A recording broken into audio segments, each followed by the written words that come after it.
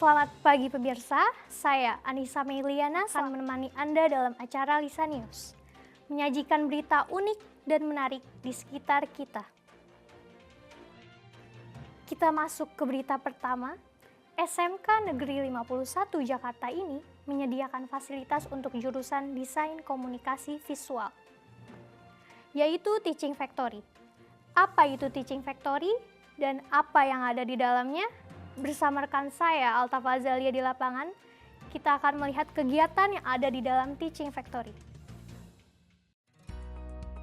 Bukan hanya Lisambar dan Pomeng, SMK Negeri 51 Jakarta memiliki fasilitas yang lainnya. Salah satunya adalah Teaching Factory. Kali ini kita berkesempatan meliput kegiatan yang ada di dalam Teaching Factory. Teaching Factory atau biasa disebut TEFA merupakan fasilitas yang disediakan sekolah untuk siswa-siswi jurusan Desain Komunikasi Visual. Tempat ini diresmikan pada tahun 2019. Alasan mengapa adanya Teaching Factory agar para siswa-siswi jurusan Desain Komunikasi Visual mendapatkan pengalaman sebelum memasuki dunia kerja. Untuk lebih lengkapnya, saya akan mewawancarai salah satu siswi. Saya sudah bersama dengan Cia selaku siswi jurusan Desain Komunikasi Visual. Apa saja yang diproduksi di TEFA? Barang yang diproduksi oleh TEFA semacam mug yang di custom, pin, gantungan kunci, brosur, jasa desain, animasi 2D dan 3D, dan lain-lain. Apa proyek tersulit yang pernah kamu kerjakan? Proyek tersulit yang saya lakukan dalam proyek di TEFA ini memikirkan ide konsepnya, seperti ide untuk caption Instagram, ide untuk desain posternya, dan ide-ide yang lainnya. Pengalaman apa yang kamu dapatkan di TEFA? Pengalaman yang saya dapatkan di TEFA adalah saya dapat bekerja sama dengan kelas tim DKV yang lain. Saya lebih dekat dengan guru jurusan. Saya melatih kemampuan saya lebih dalam lagi. Saya melatih kebersamaan saya juga sama tim yang mungkin yang belum dekat. Saya Alta Fazalia, Teaching Factory SMK Negeri 51 Jakarta, 51 TV melaporkan. Berbicara mengenai aktivitas siswa, ekstrakurikuler merupakan salah satu kegiatan yang diselenggarakan di luar jam pelajaran sekolah. Tak hanya mengisi waktu luang, ekstrakurikuler juga dapat melatih kemampuan diri para siswa di luar jam sekolah.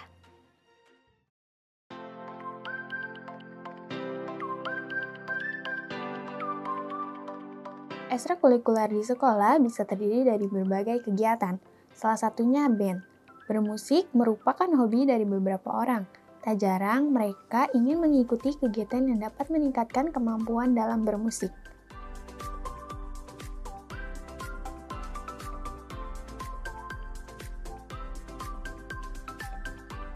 Siapa sih yang tak suka musik? Berbagai kalangan pasti suka musik. Saat ini saya sudah bersama perwakilan dari ekstrakurikuler band. Nah, sebelum itu kita kenalan dulu yuk. Halo, selamat sore Kak. Boleh saya nanya Kakak? Sore, nama saya Nafisa Naila Abdillah. Apa alasan Kakak mengikuti ekstrakurikuler band ini? Alasan saya mengikuti eskul band ini adalah karena hobi saya yang suka dengerin musik dan bernyanyi. Dan kebetulan di SMK Negeri 51 Jakarta ini ada ekstrakurikuler band. Akhirnya saya mengikuti eskul tersebut. Hal apa yang menarik dari ekstrakurikuler band ini? Hal menarik dari eskul band ini mungkin ketika ada event di sekolah dan pastinya eskul band tampil untuk menampilkan bernyanyi. Dan yang part paling serunya itu ketika sedang latihan. Wah, menarik banget ya. Kira-kira kenapa teman-teman harus masuk band? Mungkin bagi teman-teman yang punya hobi bernyanyi, dengerin musik, atau bermain alat musik, boleh banget nih daftar eskul band di SMK Negeri 51 Jakarta.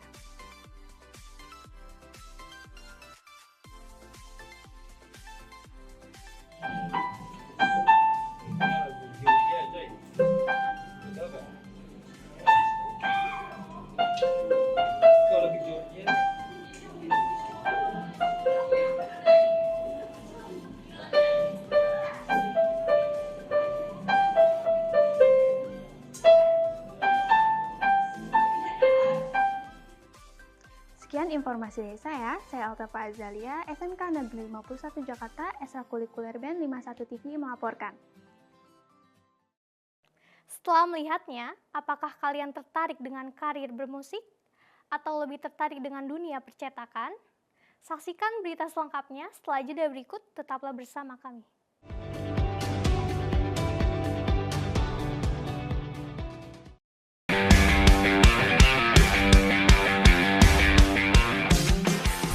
Ger, hidup dulu yuk.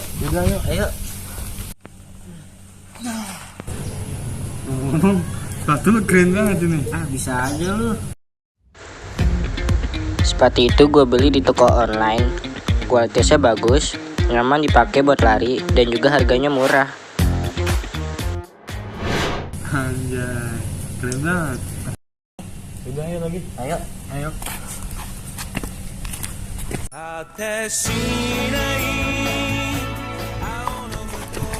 Ger, gue capek lagi nih, Ger. Haus. Iya, duduk dulu aja, ntar gue beli. Oke.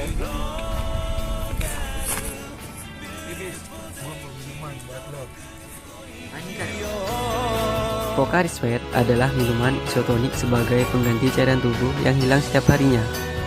Komposisi Pocari Sweat mirip dengan cairan tubuh dengan kandungan elektrolit yang seimbang, sehingga dapat diserap lebih cepat dan lebih baik dibandingkan air minum biasa.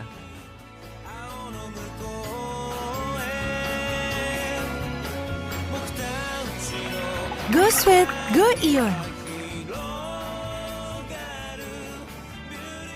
Di suatu hari yang cerah, tapi tidak secerah hari-harimu bersamanya.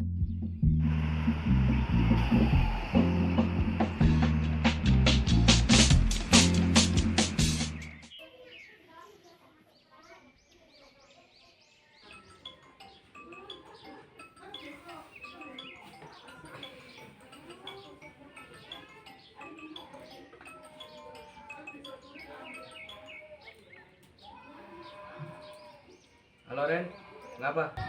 Oi Ma, lu di mana? Ini lagi di jalan, sebentar ya. Wait a minute. Ini lagi di jalan. Ya udah Gece, gue ditungguin dari tadi. Oke. Fast as fuck, boy. Still fast as fuck, boy. Come get some. 15 menit kemudian. Fast as fuck, boy. Still fast as fuck, boy. Come get some. I don't think you have any idea how fast I really am.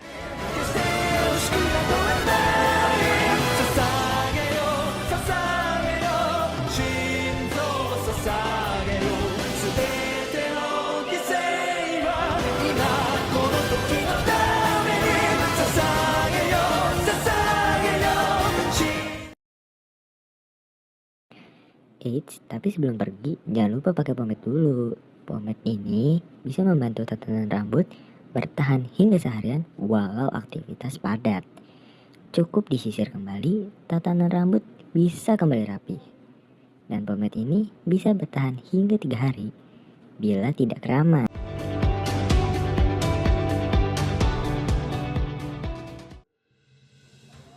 Kembali lagi dengan saya, Anissa Meliana dalam acara Lisa TV. Siapa yang tidak ingin berbisnis? Memulai berbisnis memang usaha yang tidak mudah. Keberanian menjadi awal untuk mulai berbisnis.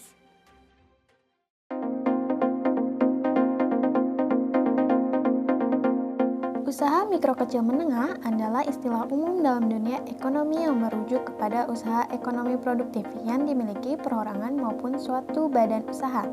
Salah satunya bisnis ayam FF sambal ijo yang menyajikan menu ayam penyet.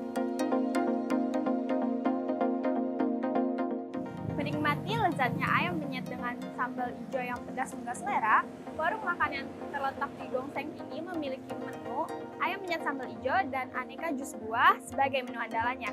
Nah, sebelum itu kita kenalan dulu sama pemilik warung ini. Halo, selamat siang Ibu. Perkenalkan, saya Altafa Azalia dari tim 51 TV. Boleh tahu dengan siapa saya berbicara? Dengan saya Ibu Sriani. Kenapa Ibu memilih usaha ini? Awalnya karena saya hobi memasak, lalu saya inisiatif untuk membuka usaha. Apa kesulitan Ibu pada saat awal membuka usaha ini? Kesulitannya awal-awal mencari pelanggan. Apa harapan Ibu ke depannya untuk usaha ini? Harapan kedepannya semoga Ayam FM Sambal Ijo bisa buka cabang di lain tempat.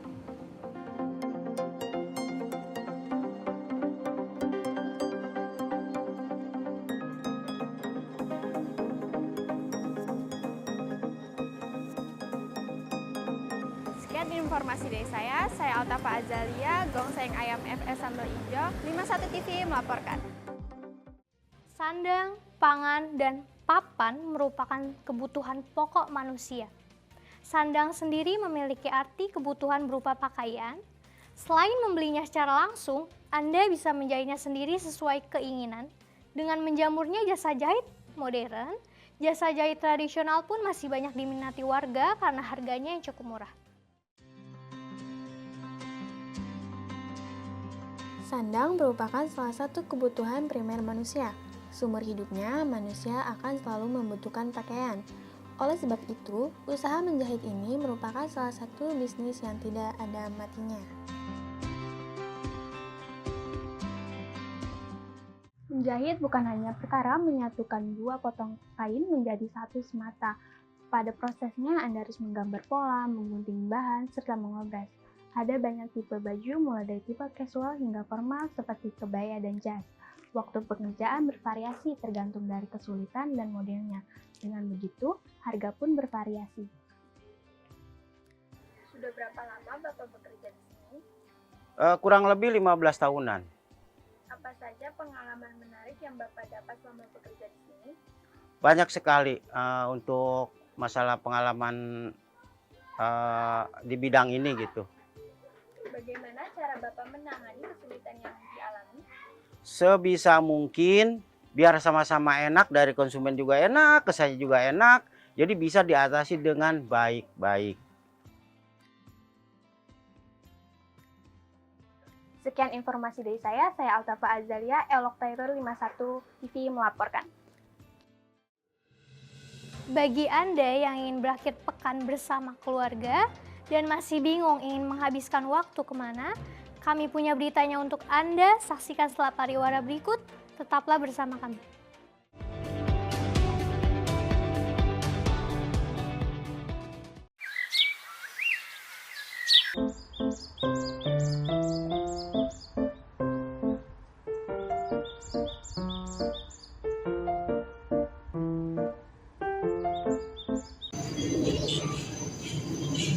Halo? Pak, kecelakaan.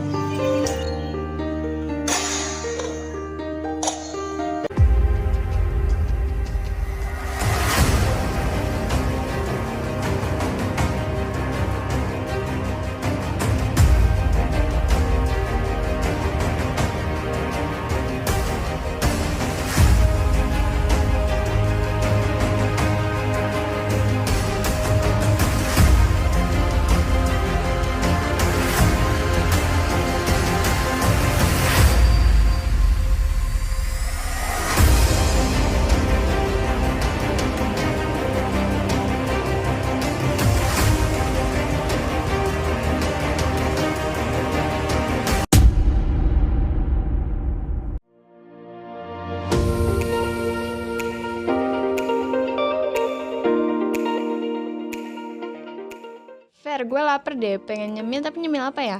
Lu mau nyemil apa nih emang? Apa aja tapi yang bikin kenyang. Oke, bentar ya gue ambilin.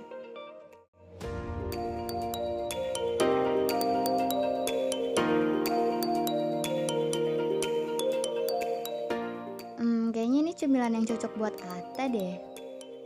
Nita, cemilan yang tadi lu cari.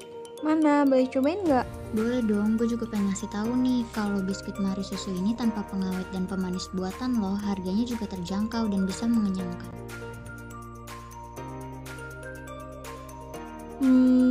Bener Fer, biskuit ini enak loh dan bikin kenyang juga, makasih ya. Sama-sama.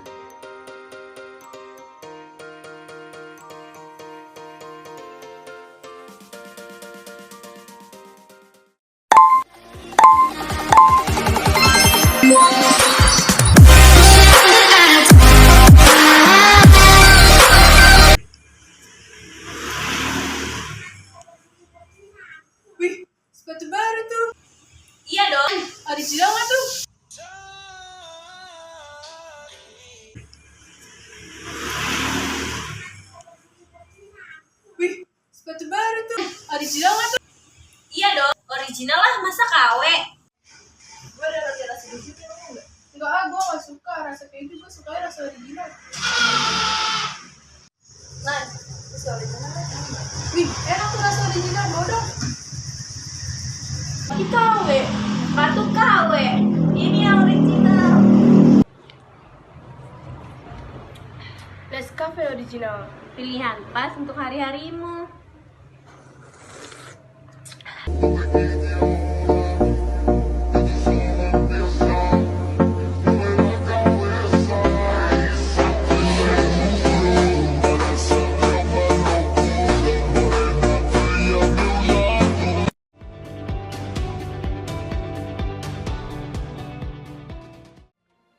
Kesibukan ibu kota seringkali membuat kita penat. Salah satu penghilang penat adalah meluangkan waktu bersama keluarga di akhir pekan. Selain pergi ke pusat perbelanjaan, Anda bisa pergi ke museum layang-layang. Siapa yang tak kenal layang-layang? Permainan tradisional satu ini kerap digemari anak-anak hingga dewasa. Selain memainkannya, kira-kira bagaimana sih sejarah permainan satu ini? Kita lihat selengkapnya berikut ini. Layang-layang adalah permainan tradisional yang sudah tak asing di telinga kita. Biasanya banyak anak-anak yang bermain layang-layang di sore hari. Namun saat ini jarang kita temukan anak-anak yang bermain layangan. Bagaimana perjalanan dan cara membuat layangan? Yuk ikuti keseruan saya hari ini. Selain sebagai permainan anak-anak dan orang dewasa, layang-layang mampu menembus kejuaraan tingkat nasional bahkan internasional. Dan di museum ini, layang-layang bukan hanya terbuat dari bahan dasar kertas saja, tetapi terdapat layang-layang yang terbuat dari bahan dasar daun, yaitu daun lotan dan daun dadap. Daun yang dibentuk sesuai dengan ciri khas daerahnya masing-masing. Bentuk dan warnanya pun beragam. Dan terdapat juga layang-layang yang berbentuk naga, umumnya digunakan sebagai wadah ritual. Selain wadah ritual, layang-layang juga dipercaya bisa menghalau hujan seperti di negara Jepang dan Cina. Untuk mengetahui lebih jelas tentang museum ini, saya sudah bersama dengan Bapak Asep selaku pengurus di museum ini. Pada tahun berapa berdirinya museum ini? Berdiri museum ini tepatnya tanggal 21 Maret 2003 ya. Pendirinya namanya Ibu Endang Ernawati. Tujuan dan visi misi terbentuknya museum ini? Tujuannya untuk melestarikan khasanah budaya Indonesia melalui layang-layang. Kalau visi dan misinya tempat pembelajaran pembuatan layang-layang untuk anak-anak. Ada berapa jenis layang-layang yang diperkenalkan oleh museum ini untuk masyarakat luas? Misalnya ke sini ada anak-anak sekolah atau tamu umum ya. Itu kita kenalkan ada 3 jenis layangan. Yang pertama layangan tradisional. Layangan tradisional itu ciri khas tiap daerah ya. Terus yang kedua kreasi. Kreasi itu yang berbentuk, ada yang bentuk ikan, bentuk kuda, bentuk wayang gitu ya. Itu ada kreasi 2 dimensi sama 3 dimensi. Kita kenalkan ke masyarakat yang kunjung ke museum layang-layang ya. Terus yang ketiga layangan olahraga atau layangan modern atau layangan namanya sport kite. Jadi itu layangan itu udah modern, talinya 2. Namanya sport kite atau layangan olahraga atau layangan yang udah modern. Sebelum lanjut ke dalam museumnya, saya diarahkan ke tempat di mana kita dapat menonton sejarah layang-layang. Dan di sini juga ditunjukkan berbagai macam layang-layang dari berbagai daerah bahkan dunia.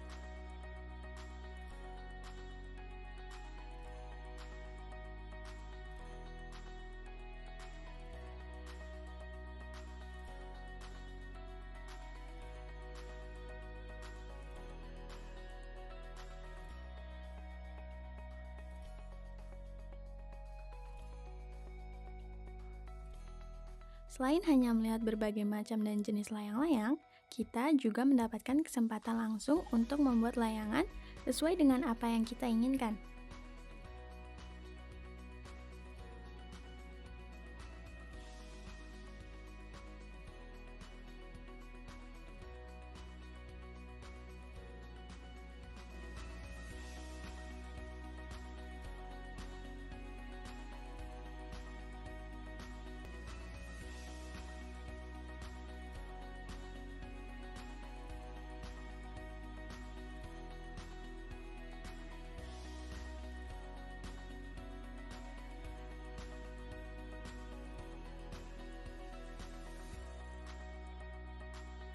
Suasana di Museum Layang-Layang ini sangat sejuk sehingga membuat kita sebagai pengunjung merasa nyaman.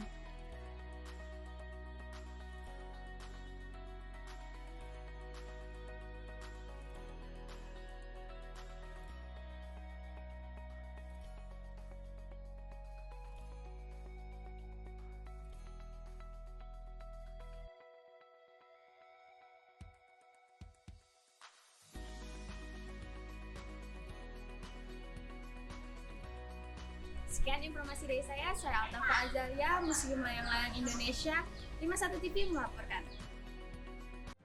Liputan tadi mengakhiri kebersamaan kita di Lisa TV. Saya Anissa Meiliana serta kru yang bertugas pamit undur diri. Tetap jaga kesehatan, selamat pagi dan selamat beraktivitas.